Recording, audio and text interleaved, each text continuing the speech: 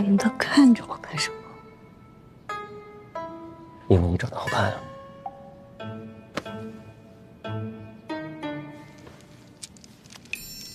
哎呀，这三郎，这是家宴。你当了这个督察之后，你就官威太大了啊！你连我们杨家家宴，女眷是不能上台面，这条老规矩你都忘了？这便是你与督察说话的态度吗？哎呦呵，这是家宴，不是你警官府，这就是你跟长辈说话的态度啊！杨敬林，你是忘了小时候我怎么揍你的了吧？不是，你说话吃饭就吃饭，你别拿筷子指着我今天。啊，行了，一家人就不能和和气气的吃顿饭吗？啊，三郎的媳妇儿刚嫁过来，咱们家饭桌上也不缺这副碗筷嘛。最主要的是，让他借这个机会，认识认识宗亲长辈们。可别家的媳妇儿也没这个礼数啊。再者讲，三郎的媳妇儿嫁过来也不光彩，也没资格登这大字堂。哟，夫人，你看这筷子是什么迂腐老木头做的呀？怎么轻轻一放就断了？没事吧？啊，我去换一双筷子。哎，三郎说他吃好了，阿公阿家各位叔伯，我们就先告退了。茵茵，你先坐下。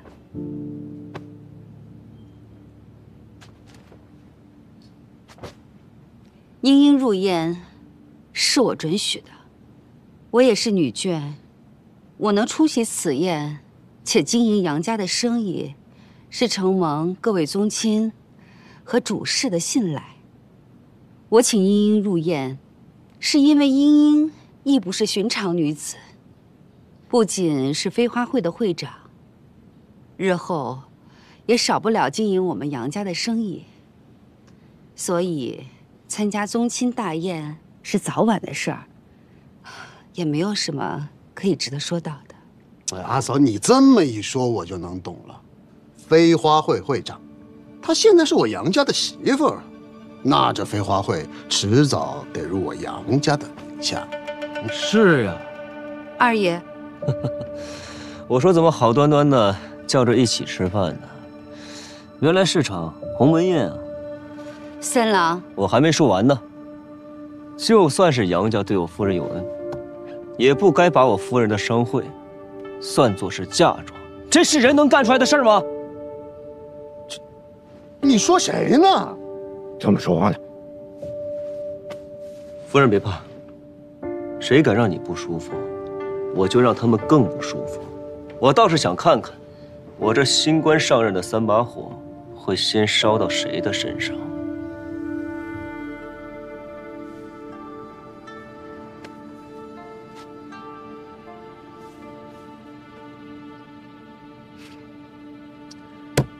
没意思，这菜一看就难吃。夫人，要不我们走吧？阿公阿家各位叔伯，我们真的告退了。乌烟瘴气。你说什么？杨静兰，大哥，你看他这什么态度呀？就是他说谁乌烟瘴气？这个饭吃的确实是没什么意思。不吃了。大郎，先送阿姨回去休息。是。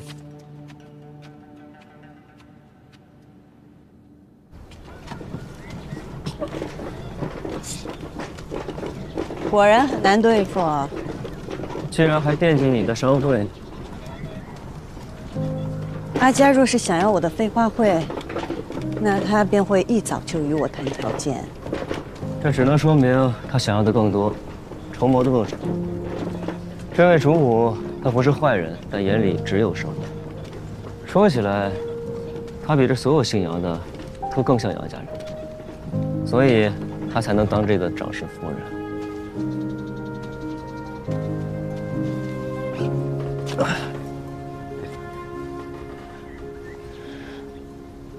做生意最重要的是信誉。就算阿家有自己的筹谋，我相信他会与我公平交易的。可是这杨家是个大家族啊！哎，在家族里生存和做生意是一样的。一开始就给出最差的态度，这往后你稍有退步，他们就会觉得你体谅懂事。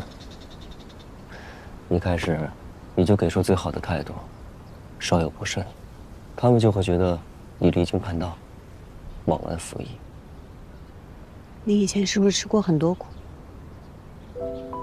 有些教训只有摔了跤才能学会的。才没有。我知道这些是因为我聪明。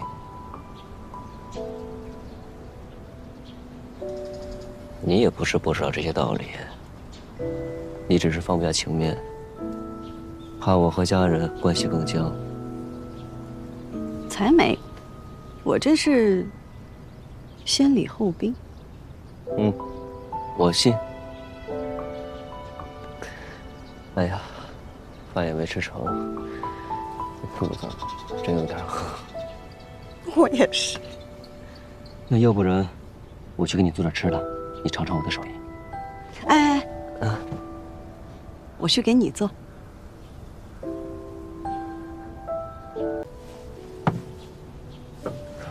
尝尝。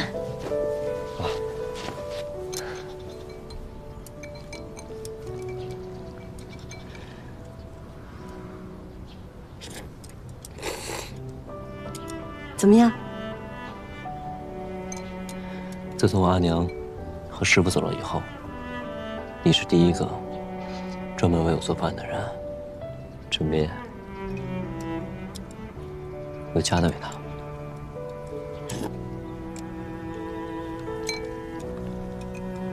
你要是喜欢，我经常给你做。不用，以后我做给你吃。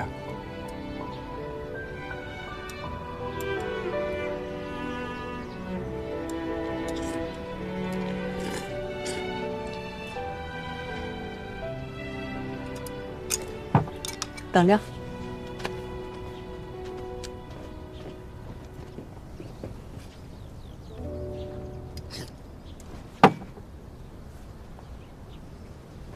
是不是想喝酒啦？你怎么知道的？你不能喝，但你可以看着我喝。行，看着你喝。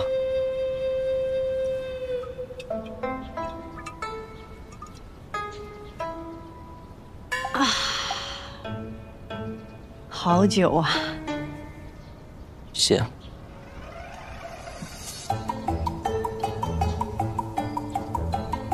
真香。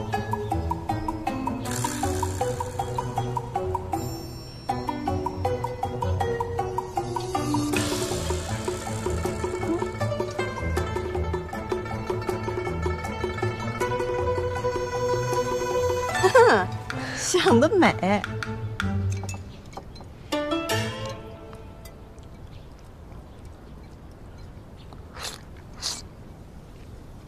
杨金兰，江湖上是不是特别自在，特别快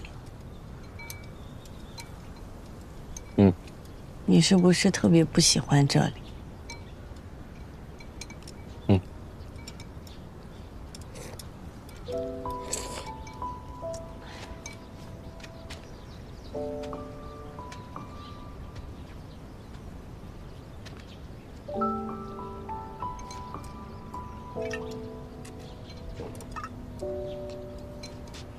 那你为何要留在这里啊？为了你。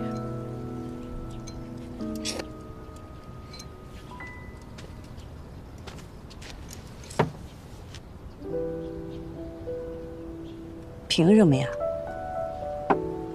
就因为我是你盟友？金阳，你觉得我们两个只是盟友吗？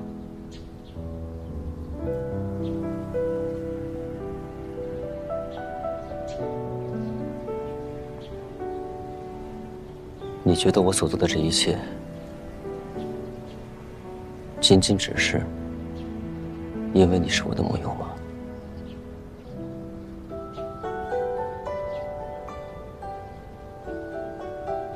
我不知道。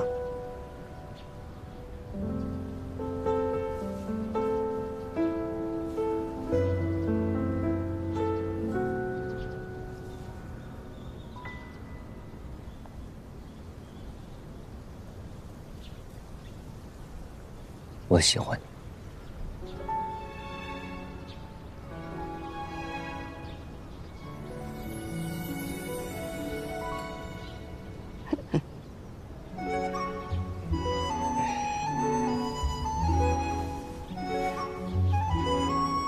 那你呢？啊？那你呢？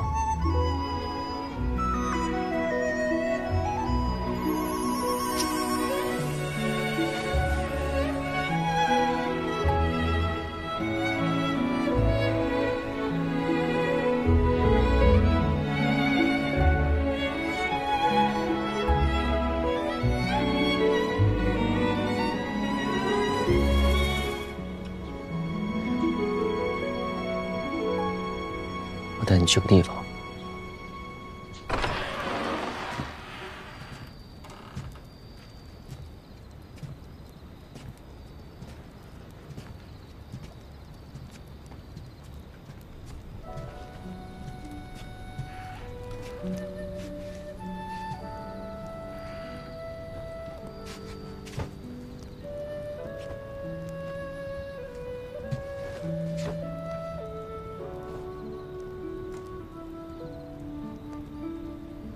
我成婚了，我有家了。这是英英，是我的夫人，是我此生唯一的夫人。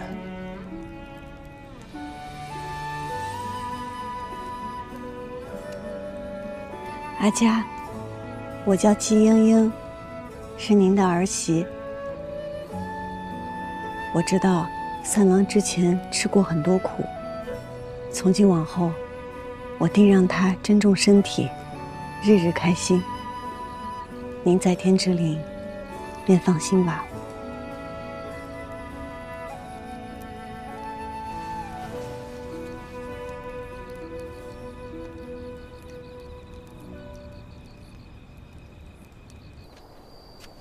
杨家儿郎5岁后便会拥有自己的院子。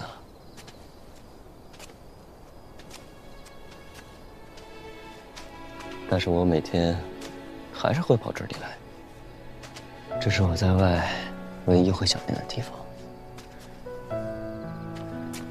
这是鸟笼吗？是啊，这么大。我阿娘喜欢鸟雀，喜欢看着这些鸟雀在笼子里叽叽喳喳，蹦蹦跳跳。我阿英便天南海北的搜罗来各样的品种，还给它特制了这样一只大鸟笼，来哄它开心。我阿娘很爱我阿姨，但在杨家规矩的约束下，她变得行事谨慎小心，生怕给我阿姨带来麻烦。渐渐的，便失去了自由，失去了自我，就像这笼中的鸟儿一样，被困在了这个院子里。直到我阿娘去世的前一天，她叫我把这笼子打开，把里面的鸟雀全都放了出来。她对我说，要还给他们本该拥有的自由。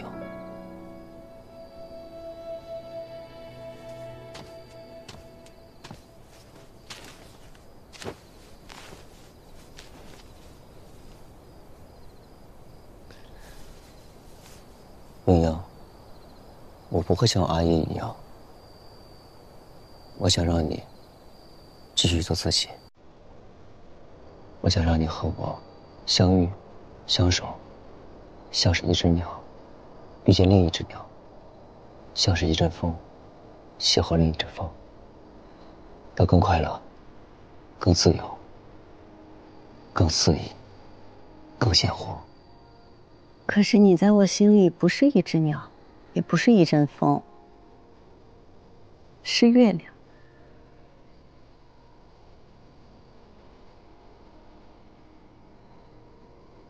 我这条夜路很长，原本打算自己一个人就走下去。可是不知从何时起，只要我一抬头，就能看到月亮。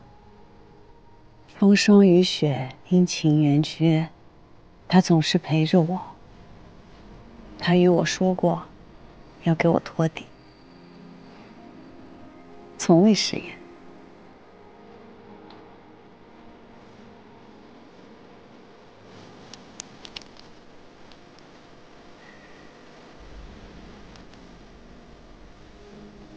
我想告诉我的月亮，事情结束以后，若他还眷恋江湖，我便陪他仗剑天涯。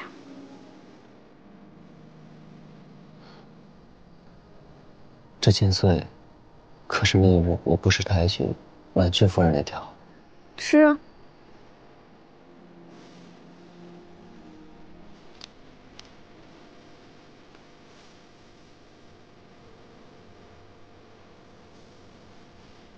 哦，对了，这个何遂流波锦，其实是因为你，是因为那天有光印在你的身上，我才有的灵感。我还记得你说我杨静兰的承诺，一辈子便是一辈子。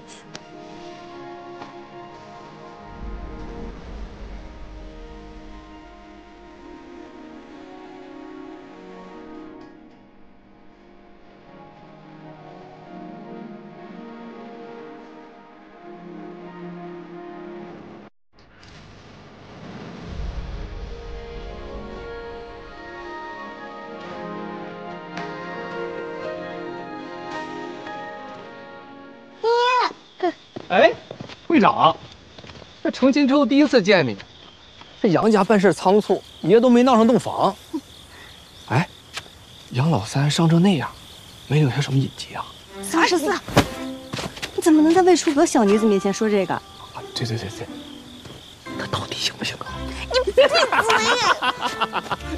行了，别闹了，我今日来是说正事的。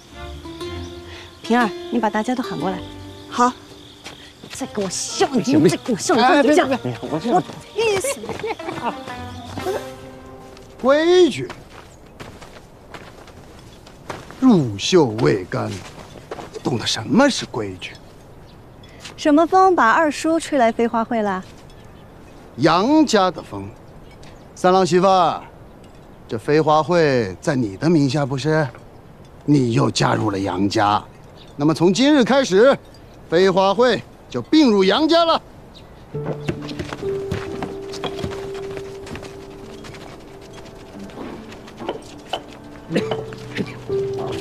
飞花会是众家共同建立的，杨家怎么能把其他家也划进来呢？众家，行，听三郎媳妇的。那以后众家就跟杨家合营，杨家经营有度，以后呢，杨家占大头。你们众家占小头，就这么定了啊？凭什么？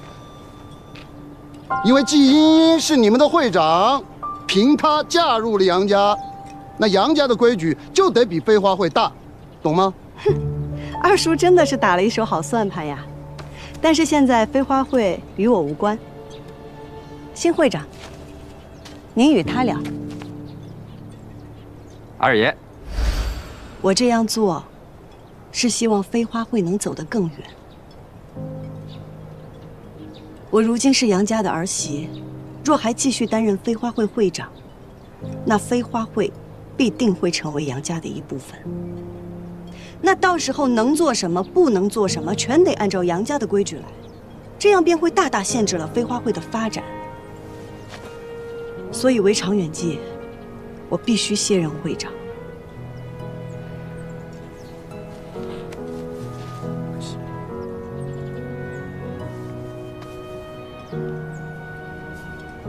莹莹的顾虑是对的，就如同今日，你们也不想飞花会日后处处受到杨家人的辖制吧？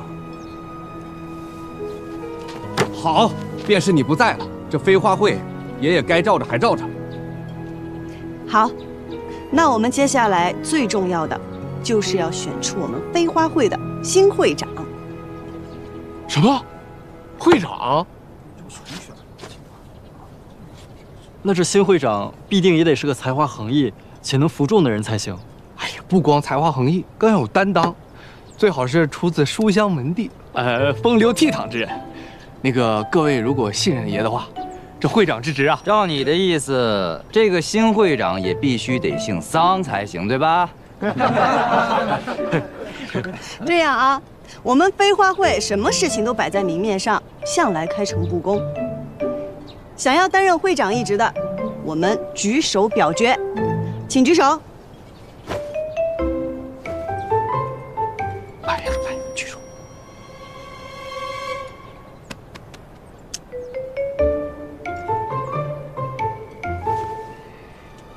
好，同意我阿兄担任会长的，请举手。同意陈三郎担任会长的，请举手。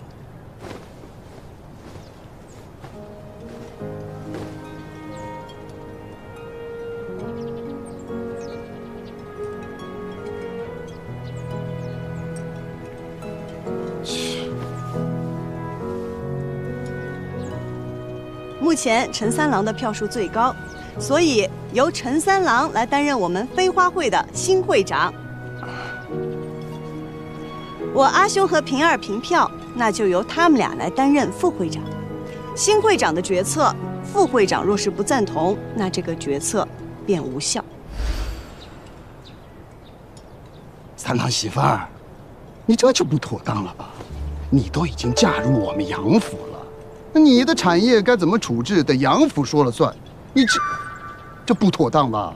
夫人没与我说过这些，三郎也未与我说过。怎么倒是二叔来教我这些规矩？难道杨家的规矩是二叔说了算？你少拿夫人压我！我告诉你，这可是在外人面前，我是长辈，你跟我顶，你伤的是杨家的脸面，那事儿可大了。冒昧的打断一下啊，杨二爷的来意可是在于我们飞花会的归属之事。对，你算是一个懂事儿的啊。哎呀，我知道你们和我们家三郎媳妇的关系很好，你们若是不想看着他以后在杨府被欺负，趁早归顺喽。啊，我当然了，在生意上呢，我对大家都是多有恩惠，好不好？哎呀，杨二爷真是慷慨啊！我这做了新会长，确实应该做出一点变革啊。那就请杨二爷怎么来的就怎么回去吧。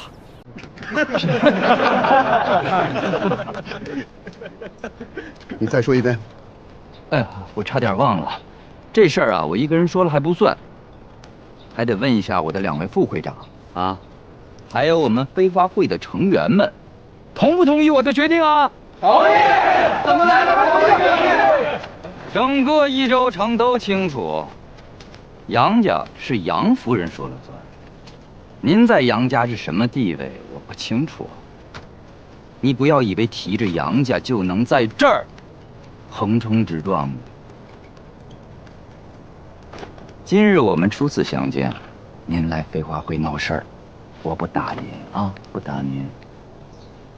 再大放厥词，我就让你见识一下浣花溪旁儿郎们的厉害。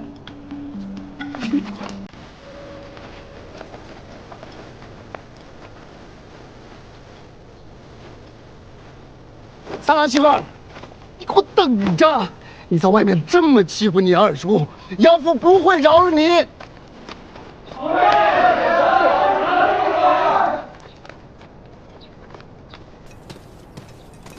会长，我这个新会长行吗？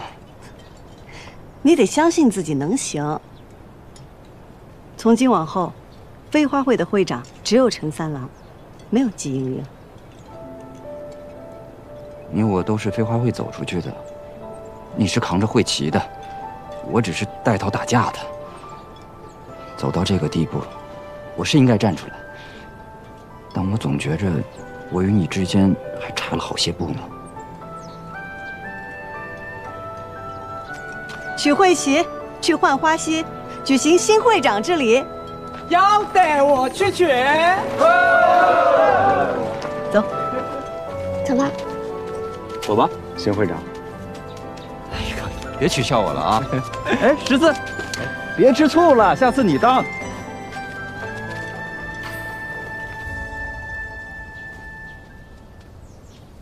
嚯，写什么呢？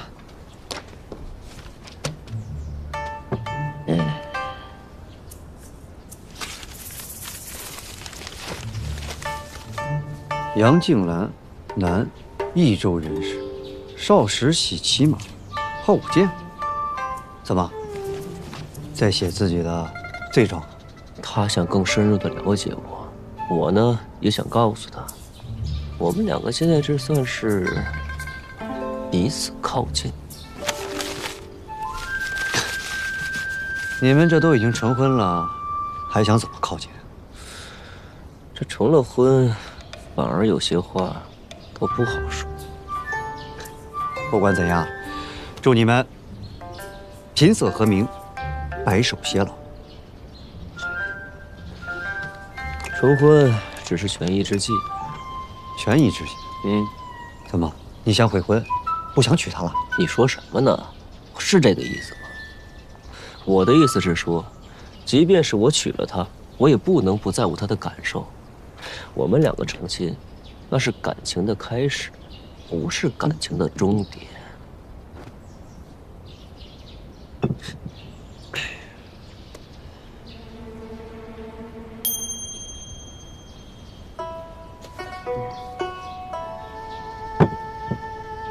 怎么，不喝了？玉掌柜可说了，这可是你最喜欢喝的酒。是啊，是我最喜欢喝的酒。但我夫人也说了，她不让我喝。